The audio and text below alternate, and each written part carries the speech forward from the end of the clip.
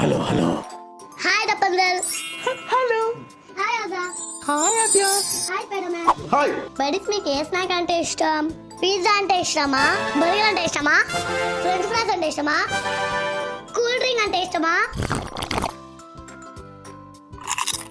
Cup cake, chocolates.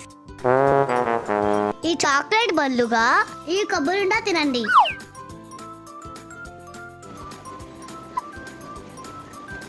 మీ అందరికి ice cream అంటే ఇష్టమా? కానీ తినకూడదు.